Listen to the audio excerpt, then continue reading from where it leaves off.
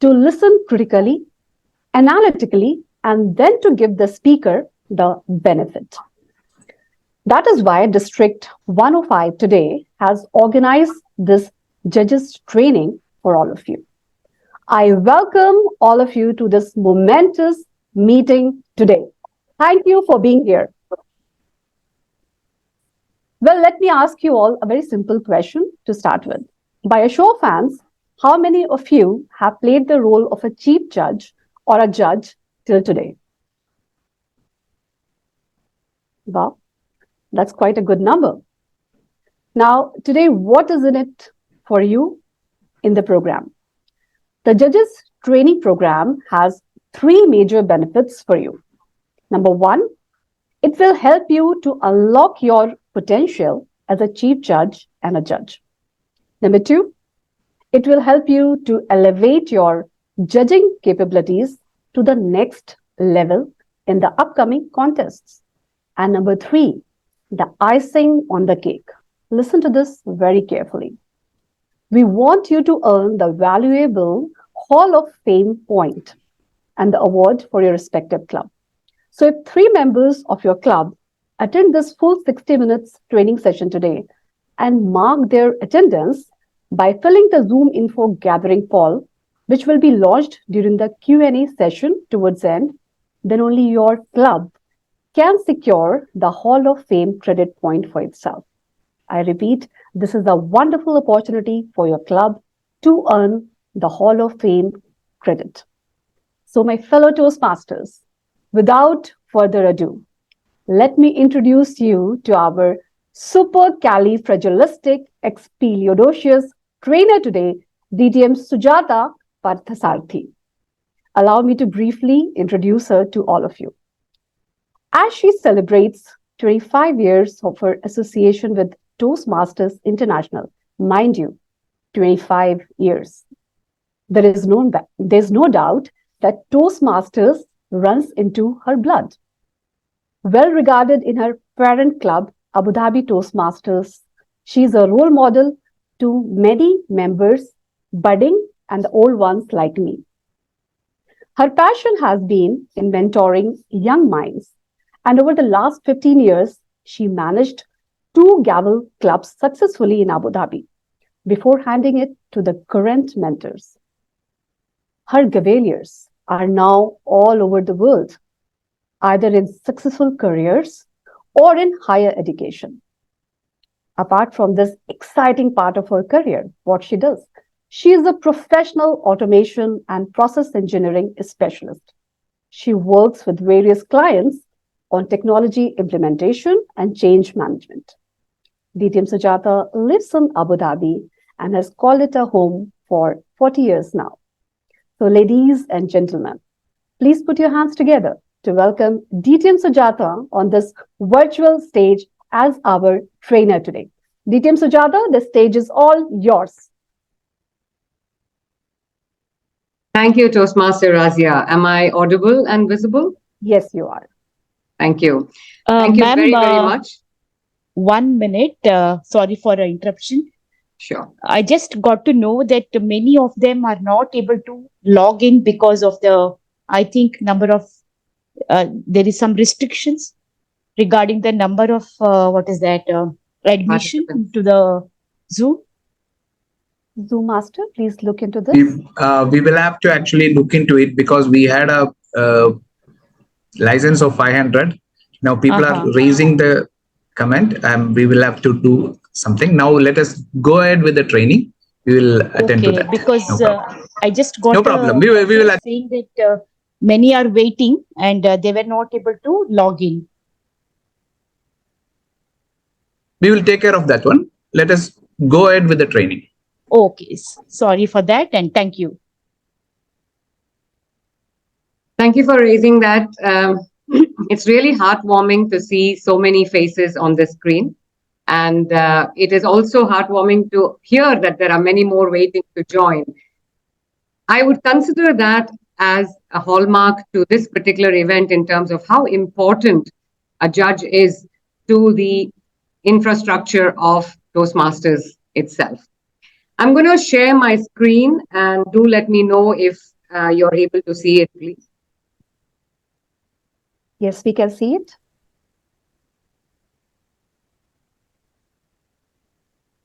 Give it a second while it loads.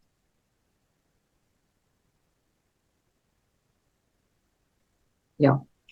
All right. So my first question would be, to be or not to be?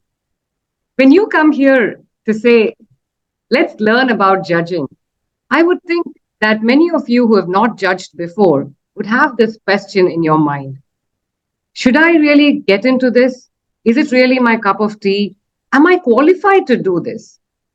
Am I doing the right thing to people who I'm judging? Quite honestly, given a Toastmasters arena, a platform which is pure learning, judging is also a process of learning. So why not? But you start right and you go in the right direction, and then you do right by others. Somebody said, stop judging others by what you see, because what you see is what they want you to see. In Toastmasters, we see beyond. We see beyond the image in front of us.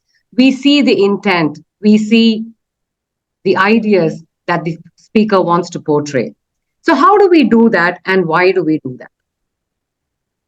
I did see that a few arms went up when Toastmaster Razia said, have you done judging before? And I'm assuming about at least 10 to 15% of the audience are very seasoned judges. And thank you very much for joining this session today. So what does being a judge mean? I'm going to look at this next 30 minutes into a couple of parts. Number one, in addressing the question of who is a judge, what do you do as a judge? And number two, a larger role than a judge, a chief judge. What is the role of a chief judge, and how do they manage the show? So let's start with a judge, because if there is no judge, there is no contest. So let's see how important you are to the whole contest that is a standard, is so much looked up to in this Toastmasters platform. So we talked about why you should be a judge. Not just because you are a Toastmaster, but also because what you have in it for yourself.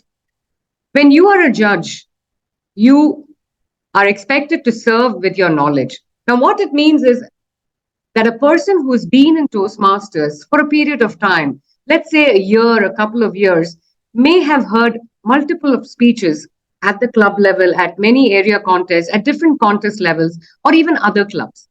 Now, by doing that, you have understood what speaking means from a Toastmasters parlance.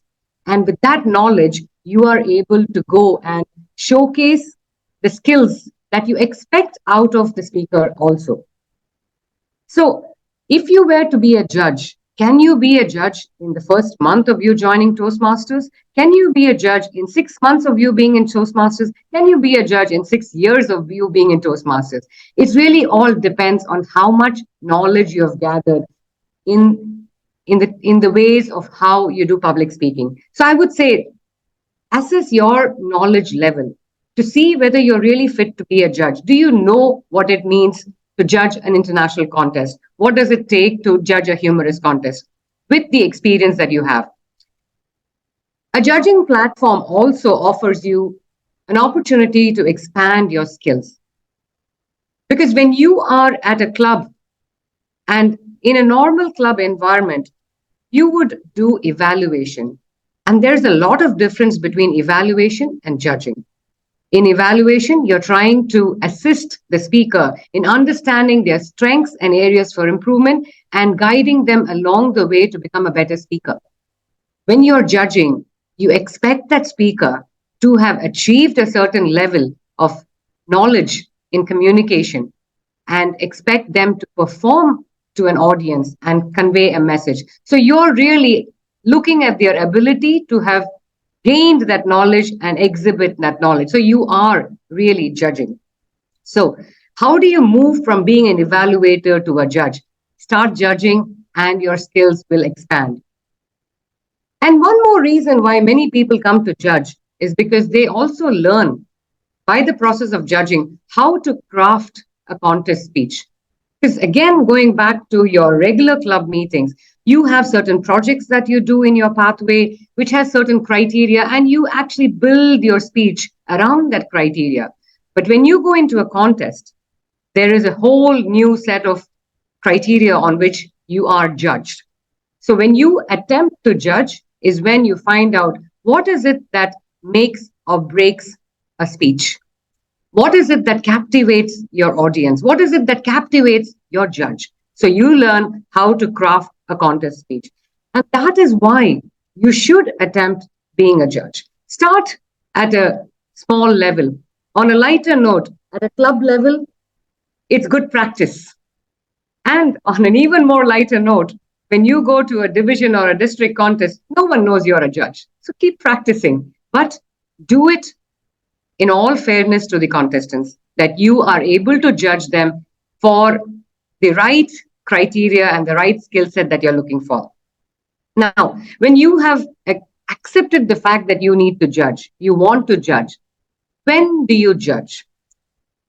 We make sure as judges that we are fair and we are impartial. So we cannot be competing in the same contest type if we want to judge.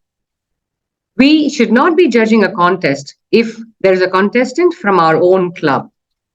We should not be judging if one of the contestants is somebody that we are mentoring. And finally, there shouldn't be a conflict of interest, meaning it could be a friend, it could be somebody very well known to you, it could be your own family member. Is there a conflict of interest? And all of these questions are really very ethical questions. While the first two may be checked through, understanding whether you're a contestant somewhere else, it will be news in the division. People will know about it. But mentoring, guiding somebody, coaching somebody, and conflict of interest is pure ethics. So when we want to judge, we make sure that we do not fit into any of these criteria. And that's when we take the next step to say, I will judge.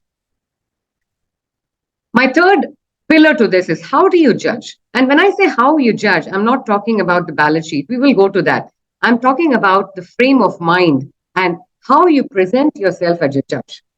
When you sit in a room with the anticipation of the audience to come out with a winner who deserves to be the winner on that stage, you need to be able to do justice to that. So when you come with a clear mind, no notions of what you want to see or how you want to see it. You come with a blank slate and start filling up. You focus attention on the contestants. It is really important that you give that much focus, because when you judge, there is so much going on and there are so many contestants that you're going to be judging to and fro, and you're really comparing. So focus attention on every small thing that this contestant is presenting in front of you and see if that adds value to the speech. Keep your tools handy. And when I say tools, it's your judging ballot, it's a paper and pen, it may be your calculator, it could be your dictionary, but keep tools handy so that you then don't have to lose focus in trying to do something. You do have time in between two contestants to mark your ballot, but at that time, you don't want to waste it by searching for something. So keep all your tools handy, sit in a quiet place because you do not want to be disturbed. You want to give the same attention to every contestant who's coming on stage, from number one to number whatever. You want to be seen as a person who is judging fairly and impartially. So sit in a quiet place.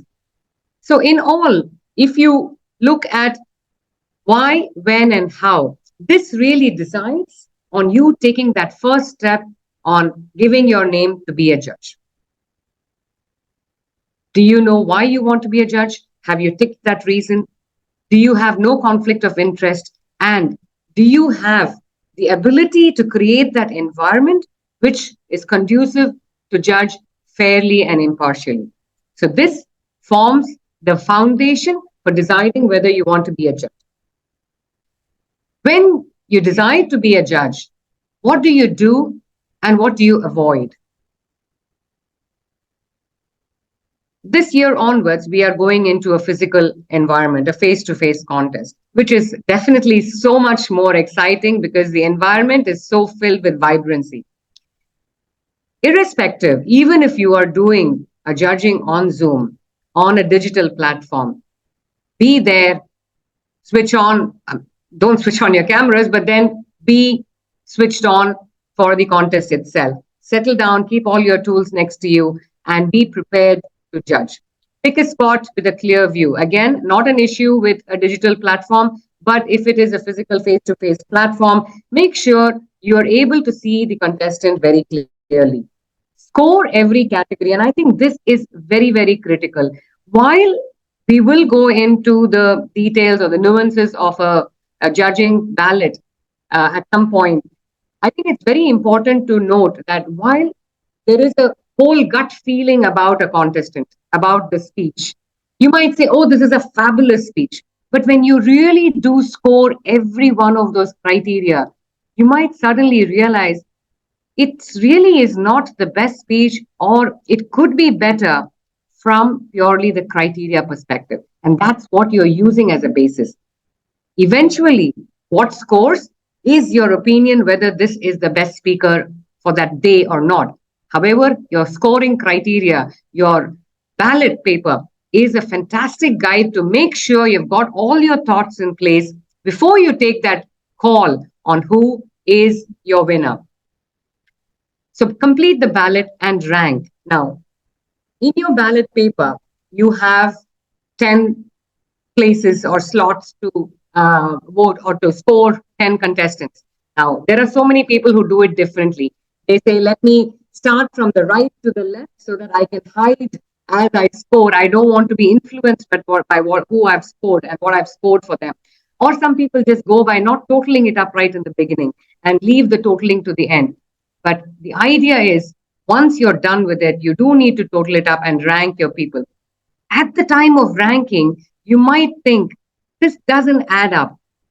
Go back and check your scores because, again, you are responsible for making sure that you have picked the right winner. So go back and check your scores and make sure that you have actually ranked the right people from your perspective alone. It's important to note that you are judging for yourself. You're not judging for the audience. You're not judging for the speakers. You're not judging for the other judges. You're purely judging for yourself with the knowledge that you have on the criteria that has been built into the ballot paper. So do justice to that and rank. Sign and hand over the ranking sheet. Now, the ballot sheet itself has a portion at the bottom which says 1, 2, and 3.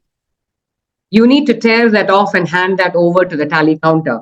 Now, the scoring sheet is only for your eyes. It is to be discarded once you have done with your ranking and given the tally counter the sheet itself.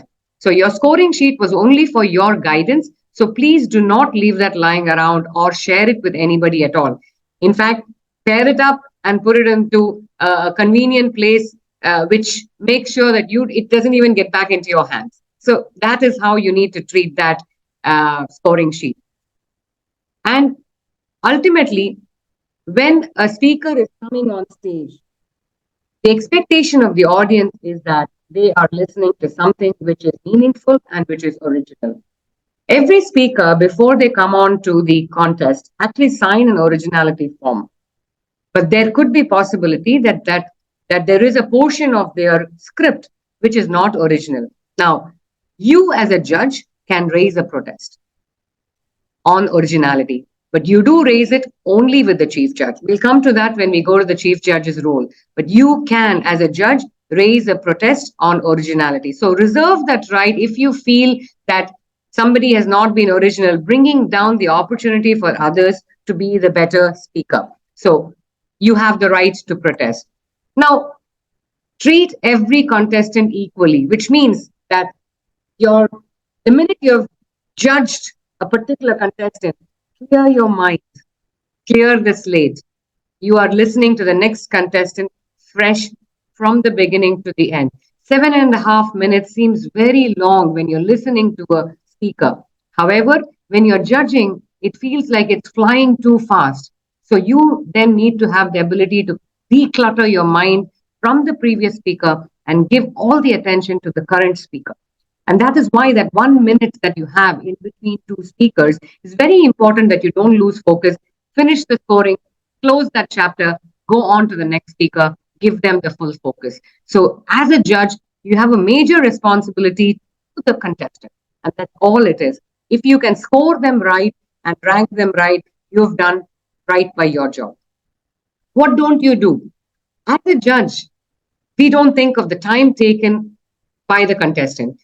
Now, in a club contest, the timer goes on, the timing device goes on, and everybody is looking at the timing device. And some clubs also have this habit of disqualifying people on time so that they don't get voted in for a best speaker for that day. Some clubs don't.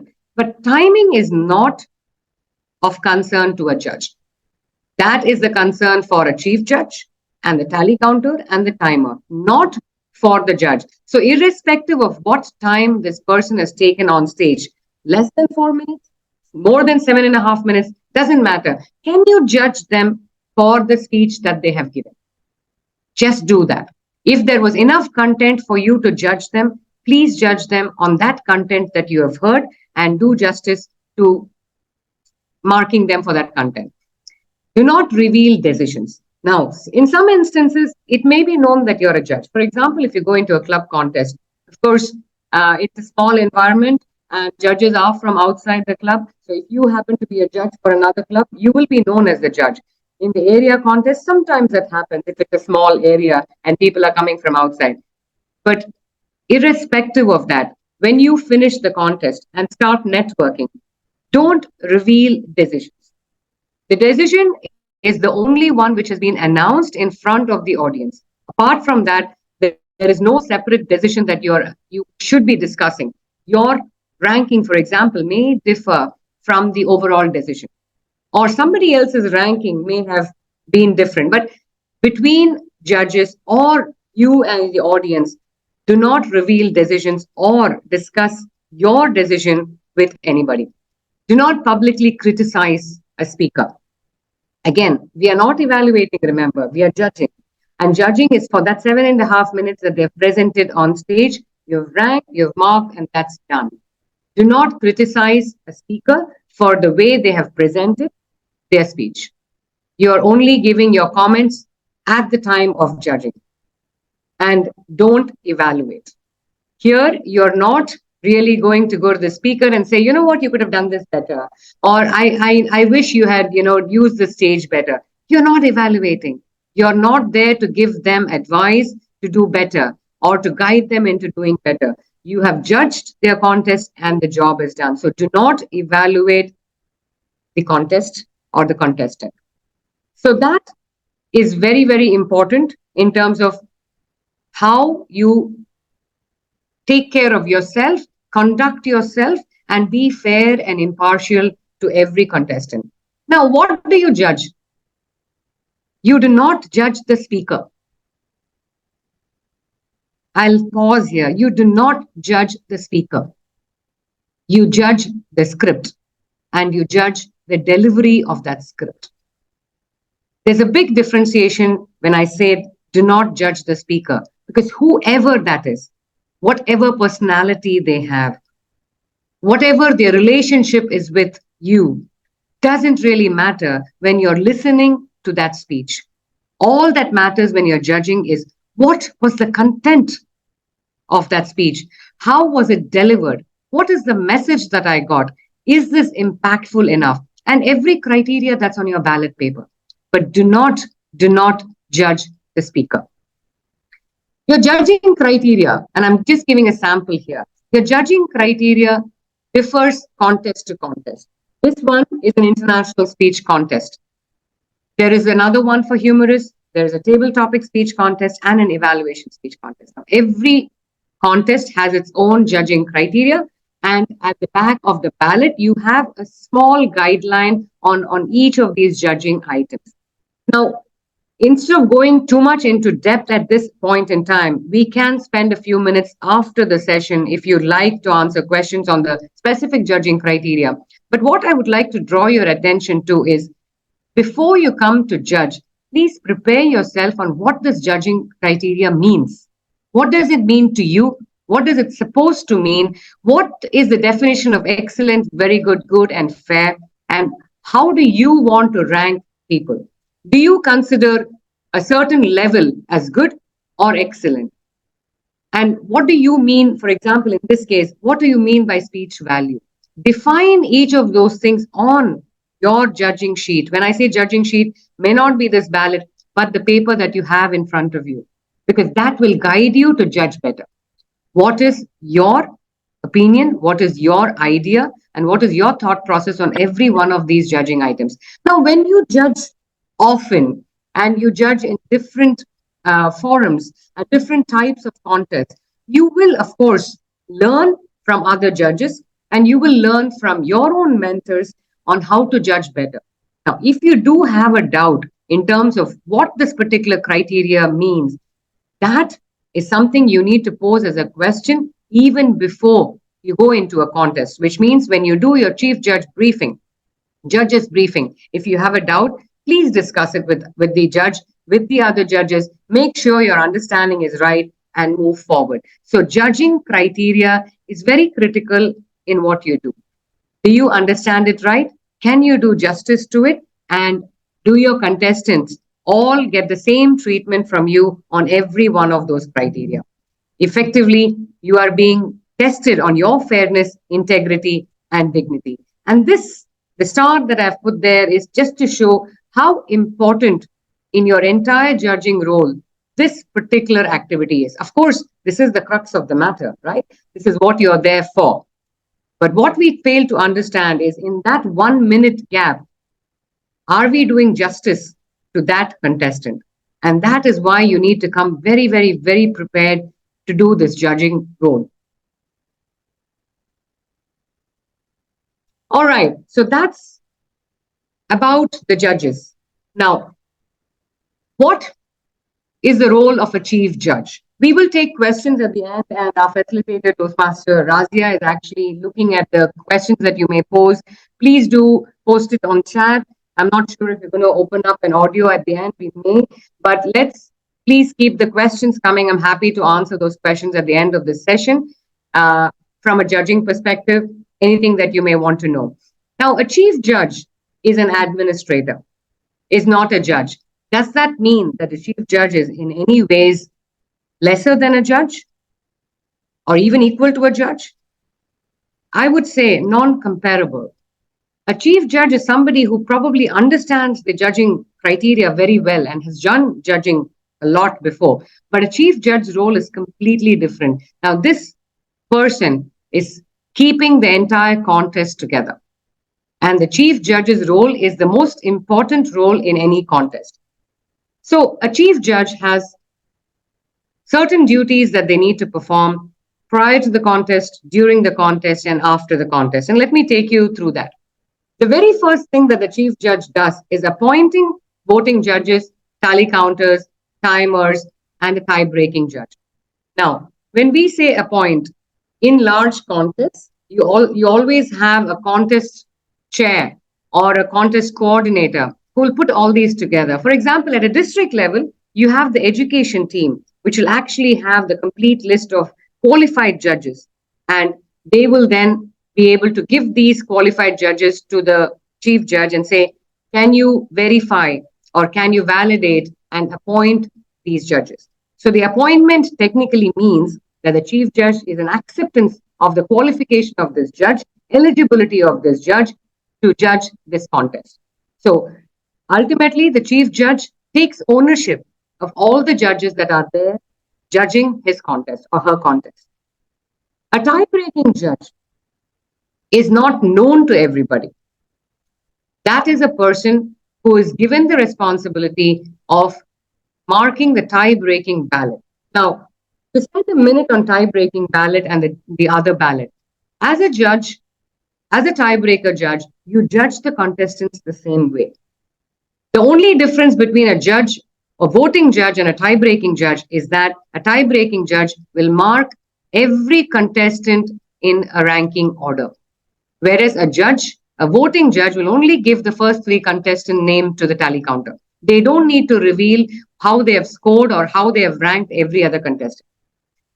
The tally counter will collect the ballots only from the voting judges. A tie-breaking judge's ballot will only be considered if there is a tie. And that's what the name says. The tie-breaking judge is only known to the chief judge. And the chief judge will have the tie-breaking judge's ballot in his or her pocket and will only take it out in case of need. In case there is a tie on any of the 3 positions, that is when the tie-breaking judge will pull out that tie-breaking ballot and see who wins. The tally counter, there are 2 tally counters usually appointed. The tally counter's main job is to make sure that the voting judges give their ballots and they come and rank the contestants and score them for the ranking. The timer's role is very, very important. And again, the chief judge would have briefed the tally counter and the timer. I'm not going to go into the role of the tally counter and timers at this point in time, but the role of the timer, again, the timing sheet is only handed over to the judge and the tally counters. The chief judge also has to brief all the role players and provide the tools. What do I mean by tools? Your judging ballot is a tool. A tally counter sheet is a tool. A timing device is a tool. The chief judge is responsible to ensure that every role player gets the particular tool and also receives a confirmation from the judges. For example, every judge has to fill in an eligibility certificate and give it to the chief judge before they become a judge. This purely tells the chief judge that I am eligible to judge. I have been a member for 6 months. I have judged before, or I have completed certain pathways, and I'm not competing in any of these contests. So there is a particular eligibility tool which it's a form which they give the chief judge. Chief judge also makes sure the environment is ready. You might have been in contests and you might have seen the first or very last question that the contest chair puts across is, Chief Judge, are we ready? Because unless the chief judge is convinced that the entire setup is ready for the contestant to go on to the stage and give their best, the chief judge will not allow the contest to proceed. So chief judge controls this to make sure that everything is ready and in place. The reason for this is that when the speaker gets onto the stage, there should not be any distraction for the speaker or the judges. They should have their full time to devote to their speech, and that is why the chief judge makes sure that everything in the environment is ready. Now, there's a very quick guide on how many voting judges and how many tie-breaking judges should be there in tally counters. Now, the only difference is that between a club area and a division, depending on the number of clubs in every area or number of divisions in every district, the number may change, but there is a minimum number that needs to be maintained. At a club level, there should be 5 voting judges. At an area, also 5. But at a division and a district, there should be 7 voting judges. They could be equally distributed. For example, if the division has 9 areas, then 9 judges can come from each of those areas, or they should have 7 judges independent from another district maybe. But they should make sure that there is a fairness in the judging itself, in the number of judges that are allotted. It's only at the district level you have 3 tally counters that are appointed. Otherwise, it's 2 tally counters and 2 timers. The chief judge during the contest is the only one who is authorized to start and end the contest. When the chief judge says, we are ready to begin, the contest begins. When the chief judge says, we have closed the contest, there can be nothing more on the contest that can be done. So the chief judge holds that in his hand.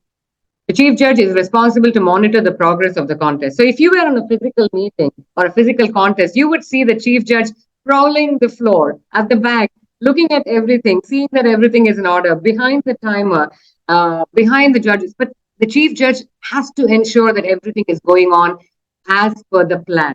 So he is responsible, he or she is responsible for monitoring the progress. Be aware of any disruptions. If anything is going to happen between the contest chair and the chief judge, they may take some decisions if there are disruptions. Let me give you a small example. A few years ago, there was a district level table topics contest, and I was the contest chair for that. We had an audio disruption where somebody actually recorded the table topic contest in the first contestant and was replaying it without knowing it. And that was audible till the stage. And the next contestant, without even having heard the contest title, actually heard the speaker. The minute the chief judge and I as a contest chair heard this, we stopped the contest.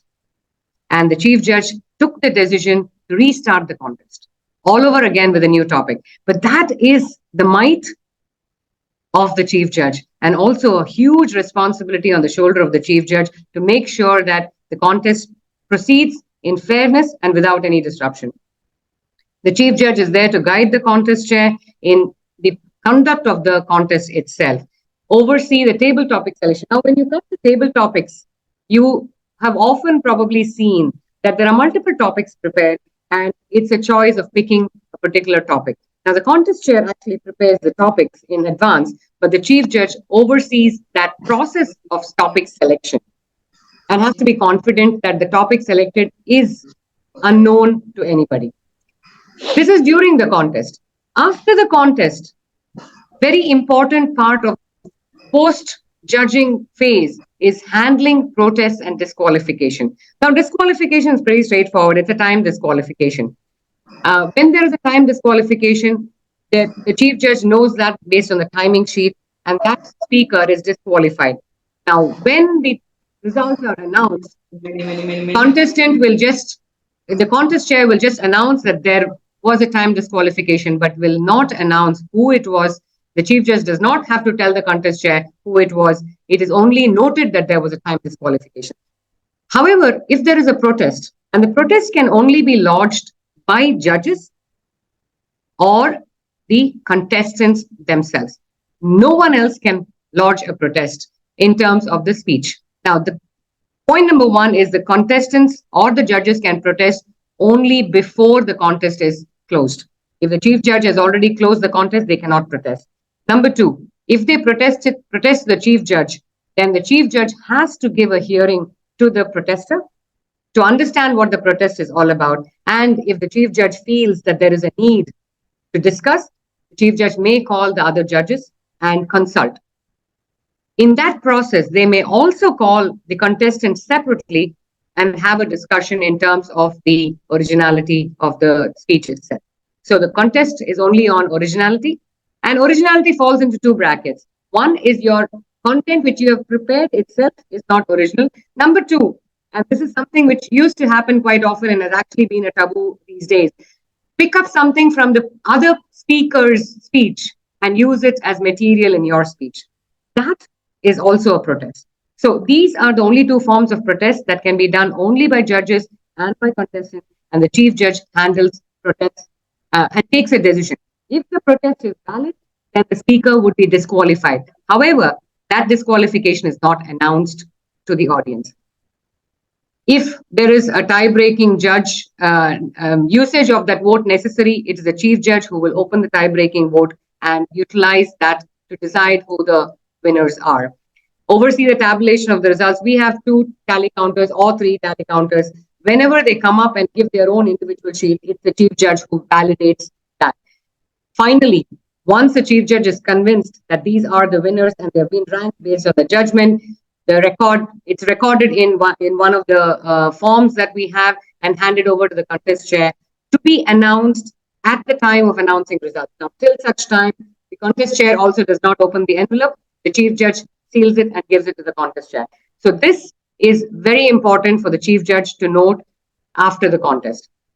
And finally, once the contest is over, destroy the ballots, the tally sheets, once the results are announced. You do not go back to recheck. You do not go, because once your results are announced, they are the winners. You cannot go back and change that. So, I'm not sure how much time I've taken. Timer, can I? You are exactly on time. Okay, fantastic. So thank you very much for letting me talk for about 30 minutes. Can I then request Toastmaster Razia to facilitate the Q&A? Wow. Thank you, DTM Sujata. That was such an enlightening session.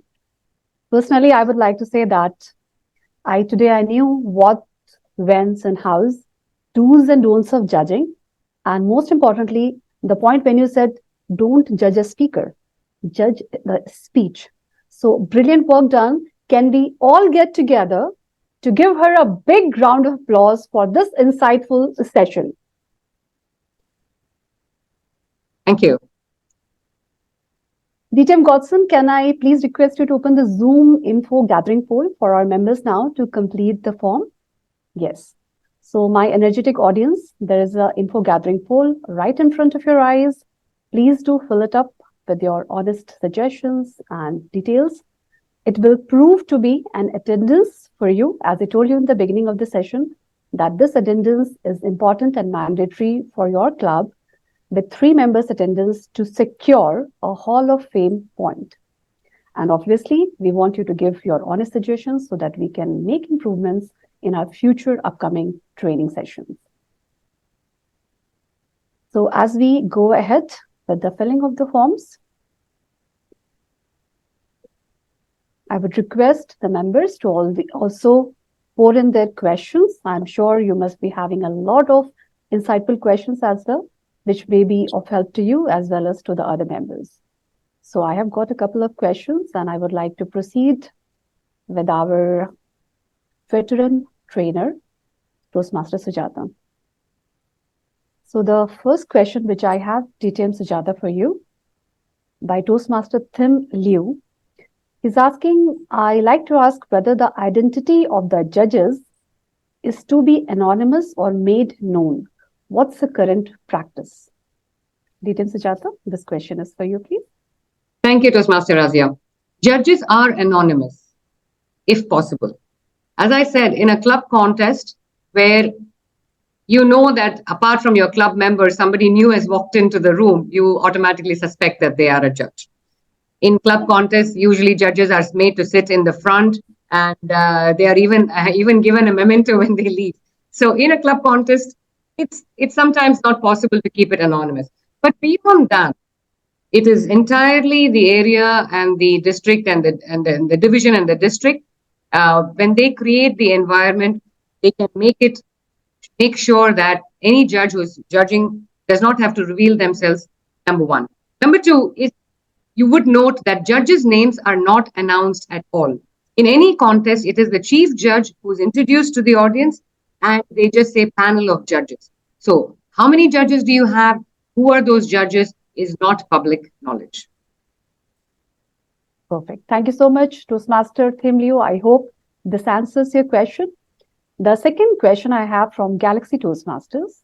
The question is, in case of a tie between 2 contestants, what should be the ideal deciding factor according to you? Content, message, or delivery?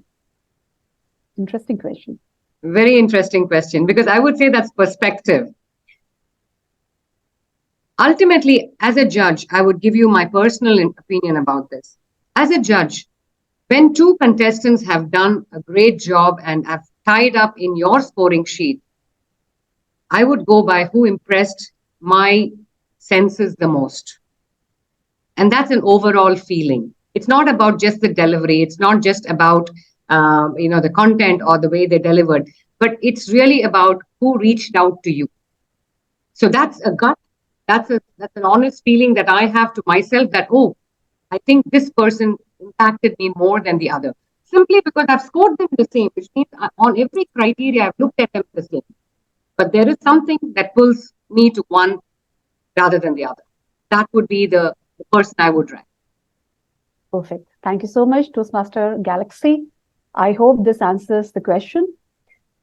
The third question, DTM G. Kumar asks, how to choose a tie-breaking judge? Some of them are not happy as their voting may not be taken into account unless there is a tie. Yeah. Judging is a selfless act. And when you judge, nobody knows you have judged. So if the question in your mind is your judging ballot is not taken into account, the question would really be, who knows about that? When you judge, you're judging one for yourself because you want to do that judging role to learn or to share your knowledge, but also to make sure that you've given a fair judgment to everybody. In fact, in the event of a tie, the tie-breaking judge becomes the most important judge of all. Because if you rank somebody in a particular order, they get the winning position. So look at it from that perspective. In the event of need, you are there. So you are really the most important person. It doesn't matter if you are not, if your vote is not really considered. You might have also voted the same. You might have also put them all in the same ranking, which means that even if your vote has been counted, it accounts for something. But as a tie-breaking judge, in case of need, you're the person being called on to, and then you become the most important person. Perfect. DTM Kumar, I hope this answers the question. We have a hand raised from Toastmaster Sandeep Malhotra. I request you to kindly unmute yourself and please put up your question. Thank you, madam. My question is not really about the judging, but about the Hall of Fame point. There are people who are members of multiple clubs. I am a member of 3 clubs. And the form which has been circulated does not have any field for the club name. So how are they organizing? No problem. I will give you the answer. You have to fill up your name and your TMI number. With that, we will find out you are the member of 10 clubs. All your 10 clubs will get the point. Oh, brilliant. Thank you so much. We have a brilliant program quality director. Thank you. I second that. All right. We have a question here. In a tiebreaker ballot will decide the 1, 2, 3 order, or will it decide only the spot which is tied from the tiebreaker ballot? Yeah, good, very good question. And this is always a confusion because the tiebreaker judge, ranks from 1 to 9 if there are 9 contestants. So let's assume that the first place is tied. So you open the tiebreaker judge and you have 2 people who have tied on the first place. You look at those 2 people only on the tie-breaking judge's ballot and see who has been ranked higher. That's all you do. For all you know, they might be the 8th and 9th position in the tie-breaking judge's ballot, but that doesn't matter. The person who's ranked 8th is the winner, is the first place position. So you only look for the 2 people who have tied, what are their ranks in the tie-breaking judge's ballot, and pick up that rank and give that position to that person. Now, what happens to the next person? They automatically go to the second. Right? So if it's a position was tied for first position, the tie-breaking judge ballot will decide who is number 1 and number 2. So in your ranking sheet, you would have had a second place winner who would then move to position. So that's how you use the tie-breaking judge ballot. Thank you so much, Toastmaster K. Ram. I hope this answers your question. I look forward to more questions from my amazing audience, the energetic audience. Please raise your hands, unmute yourself, and put forward your questions so that we are clear on each and every concept. Our veteran trainer is here, and she is willing to answer all your questions. Yeah, we have a hand up from Toastmaster Sandhya Pai. Please unmute yourself and put forward your question. Yeah, good evening, ma'am. My question is, what are the requirements to be a judge? Can a newcomer be a judge? Excellent. Thanks for bringing that up. I did not share that information earlier, so it's good to share that. At a club level, you need to be a paid member. That's about it. At a club level, if you're judging. But beyond that, you needed to have completed 6 months at an area level. And at division and district level, you should have completed 2 levels in pathways, in any pathway that you've chosen. So that is what is your eligibility criteria for being a judge at every level. I hope this answers your question, Toastmaster Sandhya. Yeah, thank you, ma'am. Yeah, we have another raised hand from Toastmaster R. Khanna. So please unmute yourself and put up your question. Good evening. I just wanted to know, will we get the copy of this presentation, which was very nice and very clear, but we will need to revise it again and again to be a master of it?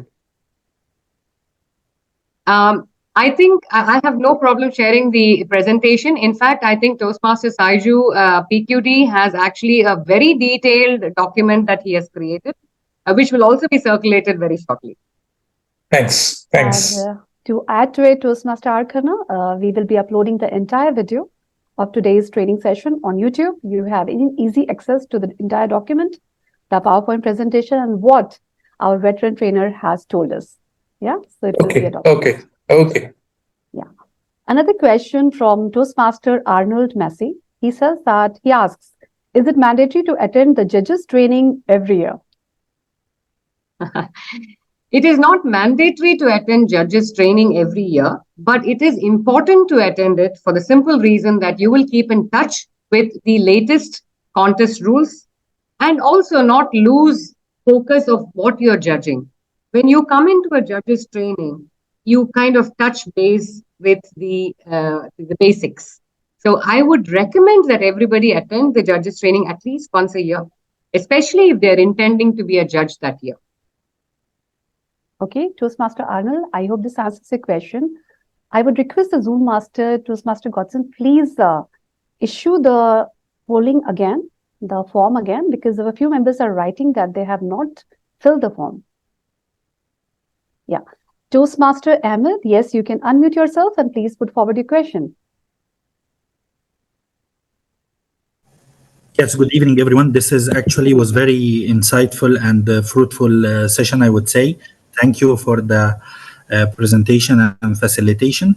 I was just thinking that, is there any certificate for this attendees, for this attendance, or there will not be a certificate for that? I would let the PQD answer that. The certificate for this attendance is your Hall of Fame point that you are going to earn for your club. There is no separate. Thank you, sir. And I believe that's the biggest contribution you can give to your club. Yeah, thank you so much.